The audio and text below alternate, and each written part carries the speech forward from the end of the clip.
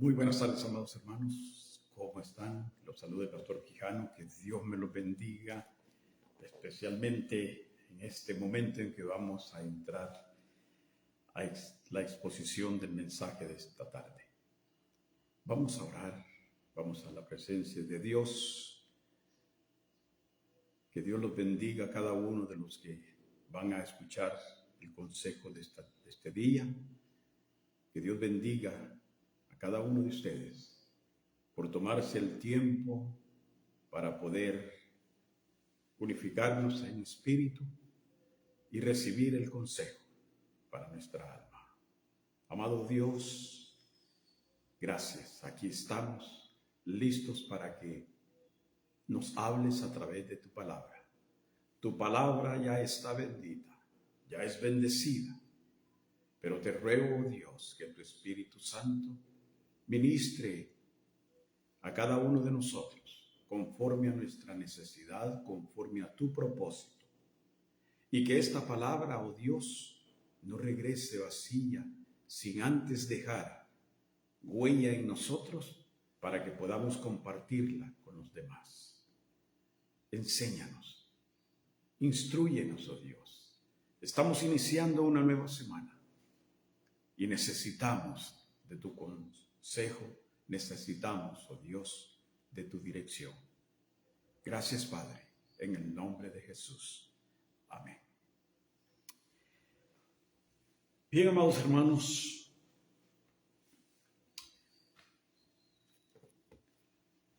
en Segunda de Reyes, en el capítulo 2, versículo del 9 en adelante, hay una historia que se va a reflejar en nosotros en esta tarde. Es una historia que nos deja ver exactamente cómo es la vida cristiana desde los primeros discípulos hasta hoy y de aquí en adelante. Estaba leyendo el libro de Isaías y me impactó mucho, ¿verdad? Que cuando Isaías habla con su siervo Eliseo y le dice: pide lo que quieras que yo te dé antes que me aparte de ti. Pero me llama mucho la atención en el versículo 2,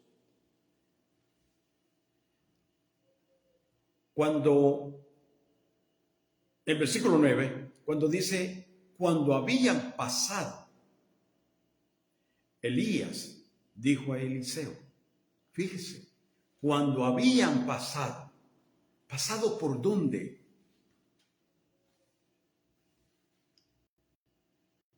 Habían pasado diferentes lugares.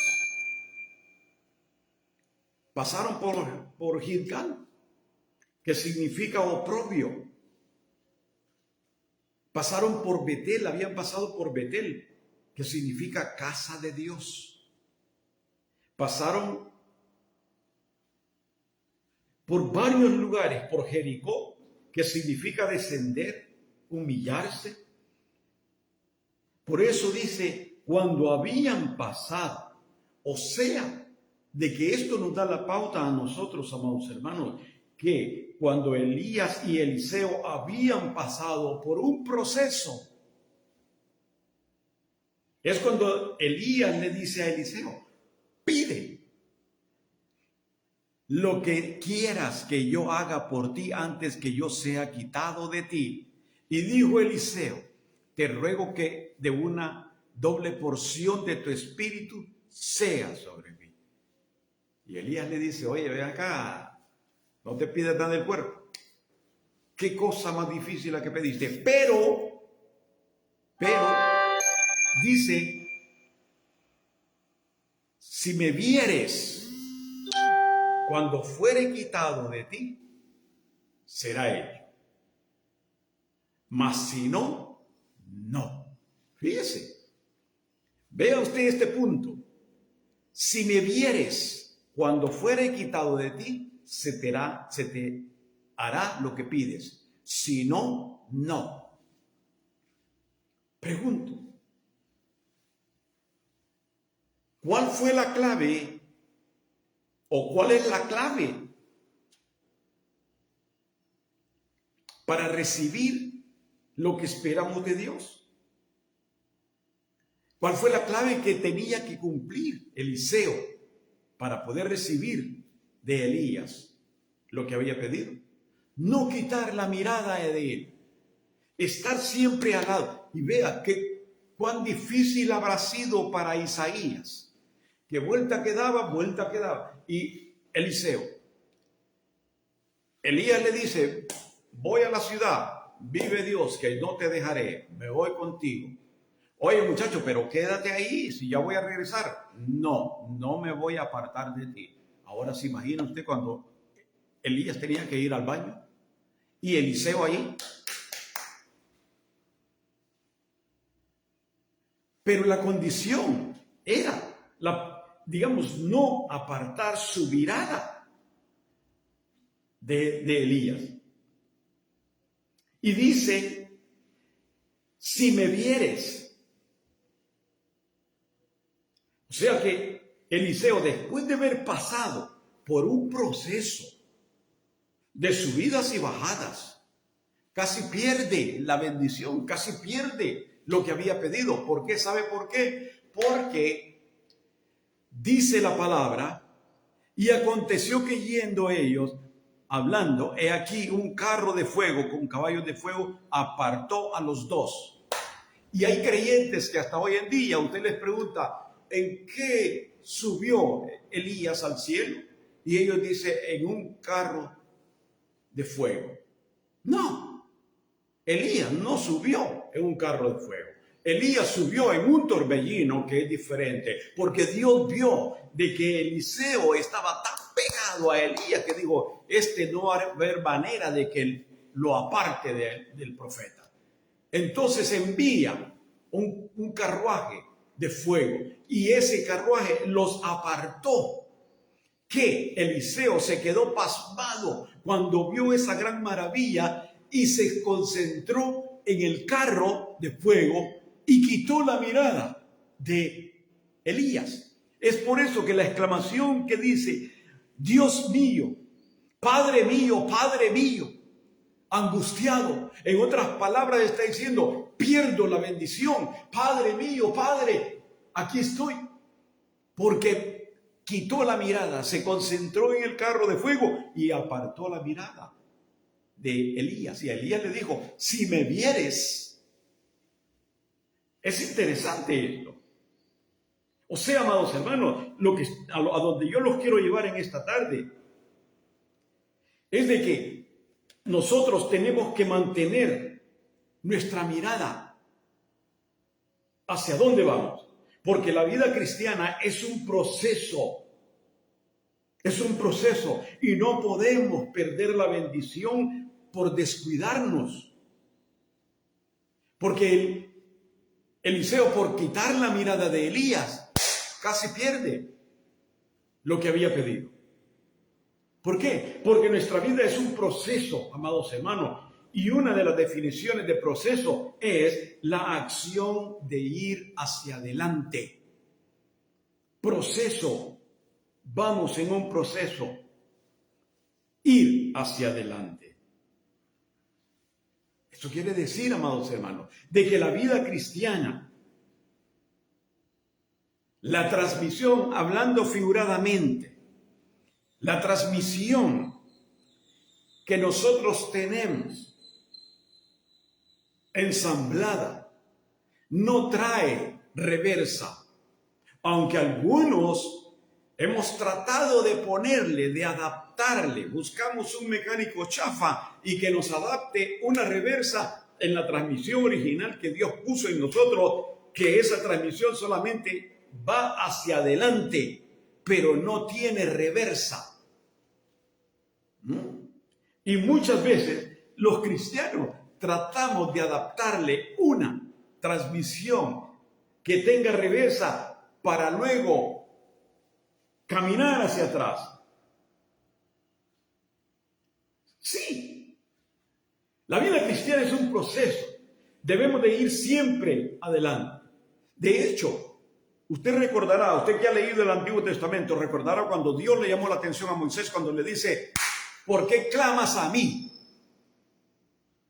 Ya como que Dios estaba cansado, porque Moisés estaba angustiado de escuchar al pueblo que estaban cerca ya para cruzar y que no sucedía nada.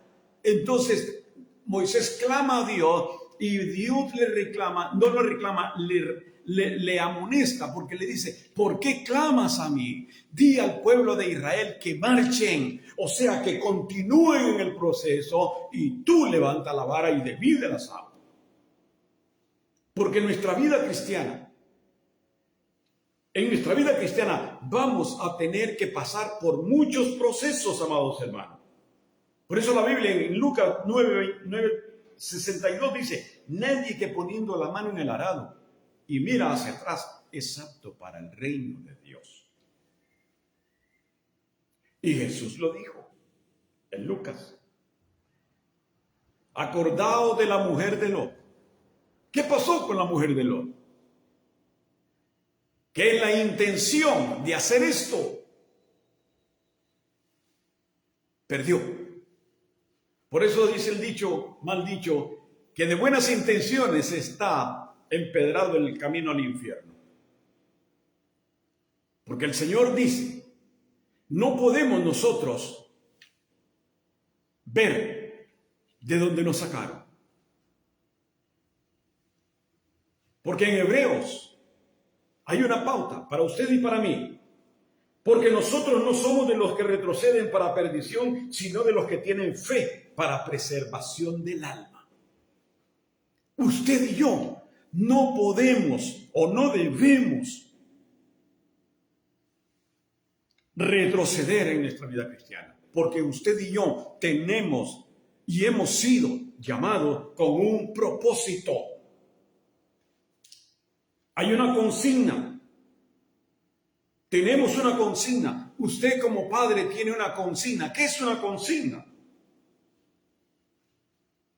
Es algo que se le da a una persona específica para un evento específico, para que se cumpla. Es una instrucción específica que se debe de cumplir. Y usted y yo tenemos una consigna. Tenemos que dejarle a nuestros hijos para que la consigna, la cual se nos encomendó, tiene que pasar de sus hijos a sus hijos y de los nietos a sus hijos. Porque es una consigna. Ahora, hemos sido, amados, llamados con un propósito. Y ese es el mensaje de hoy. El proceso en la vida cristiana. El proceso en la vida cristiana. Usted y yo hemos sido llamados con un propósito. Y en estos tiempos difíciles, muchos se han regresado.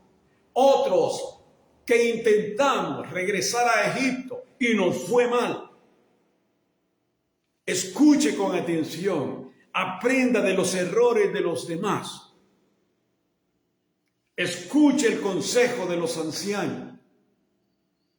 Porque muchos hemos pasado tantas vicisitudes, tantas situaciones difíciles, porque un día hicimos esto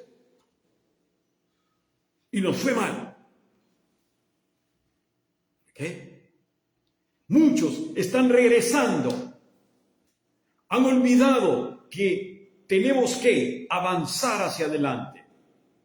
Y el cristiano continuamente es exhortado por la palabra a no mirar a lo que antes gustaba. ¿Por qué? Porque fuimos llamados con un propósito. Primera de Reyes 17:1. De aquí es donde voy a hablar esta tarde. De manera que si alguno está en Cristo, Significa permanentemente. Nueva criatura es. Las cosas viejas pasaron y aquí todas son hechas nuevas. Y el énfasis de mi mensaje es que por muy difícil, amado hermano o hermana, por muy difícil sea por lo que usted está pasando, no tienda a volver atrás. No vuelva atrás. ¿Por qué? Porque nuestra vida cristiana es una vida de procesos. Es una vida de circunstancias, es una vida de situaciones adversas y usted y yo debemos de pasarla. ¿Se acuerda del pueblo de Israel? Cuando salió de Egipto, todos los lugares donde fueron parando, todos los lugares, muestra que pasaron por un proceso. En veces arriba, en veces abajo. Pasaron situaciones difíciles. Y en esas situaciones está el proceso. Cuando usted y yo pasamos por situaciones difíciles o circunstancias adversas, es el proceso por el que vamos pasando. José, para llegar a ser el segundo de Egipto, tuvo que pasar proceso. Desde la casa de su padre, con una toga nueva de colores. Luego se ve una cisterna. Los hermanos lo venden. Llega a Egipto como esclavo. Es seducido. Es metido a la cárcel. Fue un proceso que José tuvo que pasar. ¿Por qué, amados hermanos? Muchas veces cuando vienen las adversidades, únicamente nosotros nos lamentamos y clamamos a Dios como si Dios no estuviera en control de nosotros. Es el proceso por el cual nosotros estamos pasando, porque usted y yo no somos lo que somos y no estamos donde estamos por nuestra propia decisión, sino porque Dios nos eligió con un propósito. ¿Cuál es el propósito? ¿Cuál fue el propósito de Elías? Llevar un mensaje de juicio, donde iba a haber sequía. ¿Verdad? Ese fue el mensaje de Elías. Que no iba a haber lluvia. Y si no hay lluvia, no iba a haber cosecha. ¿Cuál es el propósito nuestro para con Dios? ¿Qué dijo el Señor? Id por todo el mundo y predicad el evangelio a toda criatura. El que creyere y fuere bautizado será salvo, mas el que no creyere será condenado. Y estas señales seguirán a los que creen, a usted. Fuimos llamados con un propósito. Recordemos, amados, la vida cristiana debemos de pasar por los procesos. Y Dios nos anima en el libro de Hechos 14:22. Es necesario que a través de muchas tribulaciones, a través de muchos procesos, entremos al reino de Dios. Por ende, es necesario que les recuerde. Como dijo el apóstol Pedro, a mí no me es molesto recordarles las mismas cosas. Aunque algunos se molestan, otros, bla, bla, bla.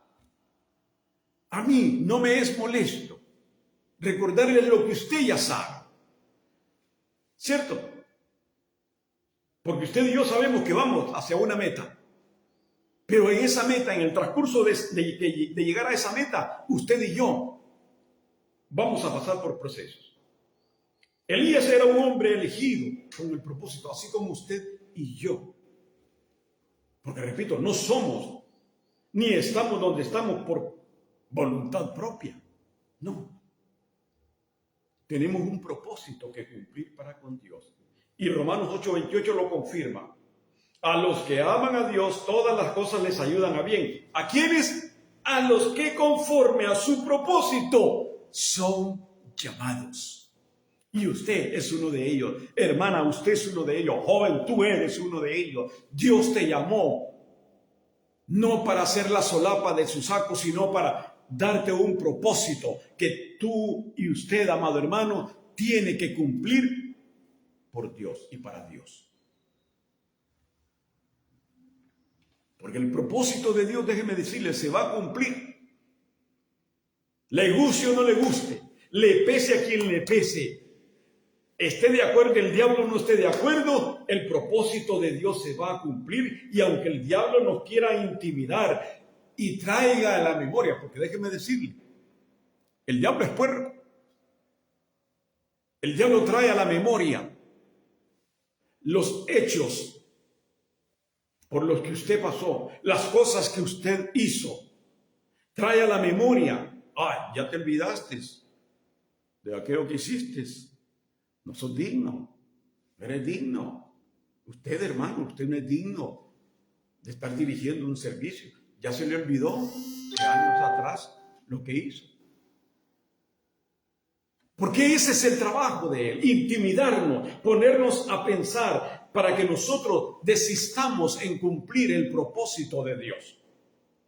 Pero Dios, pese a que en muchas ocasiones estamos listos para tirar la toalla, pero Dios nos sustenta, Dios nos levanta y Dios nos dice, no temas, yo te ayudo.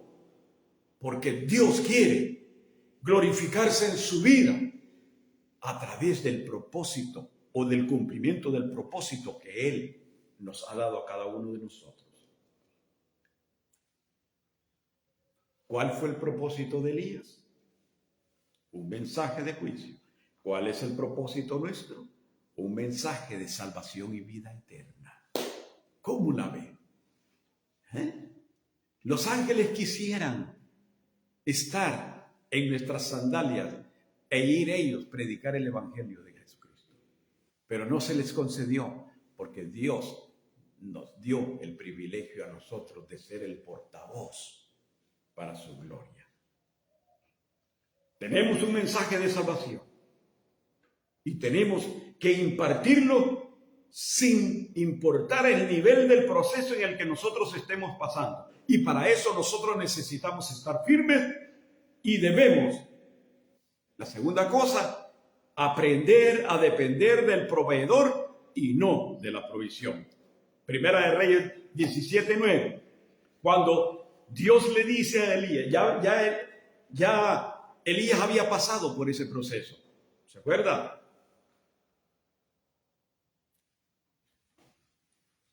Ya había pasado por ese proceso.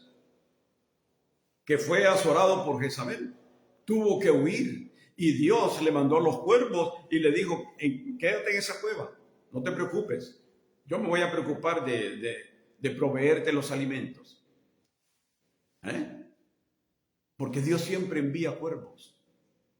En los momentos, fíjese, en lo que a mí me pasó con Jezabel. Y por coincidencia, póngale así,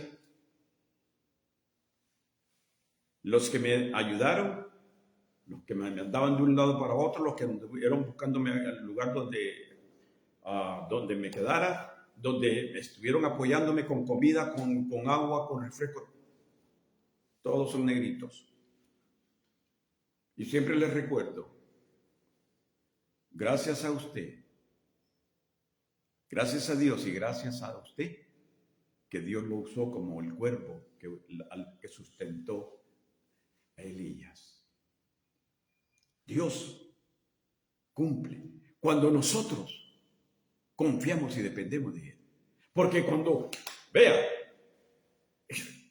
hay un dicho que dice, el que a buen árbol se arrima, buena sombra le cobija. Pero en este caso, pareciera que fuera al revés. Porque Dios le dice, levántate, vete a Sarepta de Sidón y mora allí. He aquí, yo he dado orden allí a una mujer viuda que te sustente. La segunda cosa que vamos a aprender en esta tarde, o vamos a recordar. Aprendamos a depender del proveedor, no de la provisión. ¿Por qué? Porque Elías pudo haber dicho, oye, padre, no se te pasó la mano, bájale 2 rayitas. ¿Cómo tú me vas a mandar a donde una viuda para que me sustente? con esta sequía, con esta hambruna. ¿Cuántas viudas vio Elías que se estaban muriendo por escasez de comida? Y Dios le dice, he ordenado a una viuda que te sustente. Fíjese las cosas que hace Dios. ¿Qué es lo que queremos o qué es lo que vamos a aprender? Que tenemos que mantenernos firmes, amados hermanos, dentro del propósito de Dios, porque Dios siempre va a sustentarnos cuando nosotros dependamos del proveedor y no de la provisión. Tenemos que aprender a no depender de los demás, sino de Dios. Vea, haciendo un estudio sociocultural de aquellos tiempos, ¿quién cree usted que moría primero? Las viudas. Las viudas eran las primeras personas que morían por la escasez. Y a una viuda Dios envía al profeta para sustentarla. Contradictorio. ¿Por qué? Porque debemos de depender de Dios, no de la presidenta Xiomara de Honduras, que es una ladrona y mentirosa, no del presidente Trump de los Estados Unidos, porque la palabra dice, sea Dios veraz y todo hombre mentiroso. Porque muchos dependen, muchos confían en los edictos de los hombres, de los líderes, y dejan de confiar en Dios. Ponen su esperanza en las cosas superficiales que da la sociedad y no en la promesa de mantenimiento de Dios. ¿Qué vamos a aprender? Que si estamos en el proceso de Dios, no debemos, amados hermanos, de depender de nadie más que Dios. Y decir, aunque no tenga leche en mi refrigerador, aunque no tenga huevos en el refrigerador, vea, la potencia, los Estados Unidos, han llegado ahora a una situación similar de la que hay en Honduras. Aquí en Honduras le venden 2 o 3 huevitos en una bolsita, porque la gente no alcanza para poder comprar una docena. Allá en Estados Unidos, ¿saben lo que está pasando? Que está a 75 centavos cada huevo. Y ahora están rompiendo una ordenanza. ¿Por qué? Porque todo producto que está en la tienda tiene que tener una constancia de inspección del Departamento de Salud. Pero como la gente no alcanza para comprar una docena de huevos porque cuesta $9, ahora están comprando en 12, 3. Y ¿sabe otra cosa? Que ahora en Estados Unidos están rentando gallinas. Le están dando el alimento y todo, le proveen todo y se lo garantizan de que la gallina va a tener huevos todas las mañanas. Están rentando las gallinas bajo contrato en Estados Unidos porque la gente no puede comprar una docena de huevos. ¿Ok? Y muchos siguen dependiendo de Trump, siguen dependiendo de los presidentes, de los líderes de los países, pero menos de Dios. Aprendamos, amados hermanos, a depender del proveedor, no de la provisión. Le pregunto, ¿qué le da el crecimiento a la plantita que usted tiene en su maceta o en la tierra? ¿Por qué esa matita que estaba chiquita creció, dio flores, dio fruto? ¿Qué le da el crecimiento? El abono, el agua, ¿verdad? ¿Qué es lo que le da crecimiento a su fe y a la mía? Las pruebas que pasamos durante el proceso aquí en la tierra. Por eso vine a decirle, amado hermano, que en medio del proceso vamos a tener circunstancias adversas, vamos a tener problemas, vamos a tener dificultades, vamos a frustrarnos, van a hacer falta muchas cosas. Y esto es lo tercero que vamos a aprender. ¿Sabe por qué? porque es necesario pasar por Sarepta. ¿Ok? Es necesario que pasemos por ese lugar. Levántate, vete a Sarepta de Sidón. ¿Sabe qué significa Sarepta? Horno de fuego. Y de acuerdo al versículo 9, es necesario que todos en algún momento vamos a pasar. Si usted no ha pasado, no se dé golpes de pecho, porque si usted verdaderamente ha sacrificado y usted está dispuesto a luchar contra las acechanzas del enemigo y usted entregó su vida a Cristo, usted no está exento de pensar de que usted no va a pasar por el horno de fuego.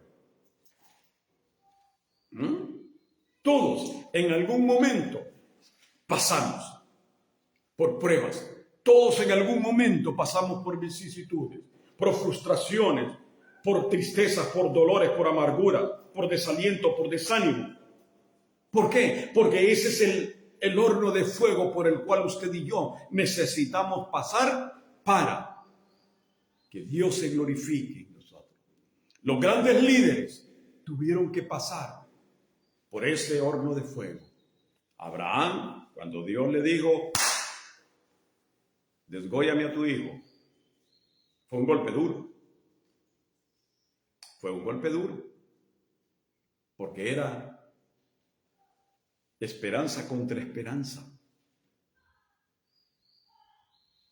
Pablo, para llegar al tercer cielo, tuvo que pasar por un proceso. No fue así, Pablito, a ti te elegí. No, tuvo que pasar por tantas cosas. Apedreado, azotado, 40-1, sacado y dado por muerto, naufragando. Tuvo que pasar por eso. Esteban, para ver la gloria de Dios abierta, tuvo que pasar por ese proceso donde lo apedrearon y lo hicieron pedazos. Todos. ¿Por qué usted y yo no somos diferentes a los demás? ¿Por qué usted y yo muchas veces no queremos aceptar en los procesos por donde Dios nos quiere llevar? Porque para ser o para llegar a tener, tenemos que pasar por un proceso de dificultad, de necesidad.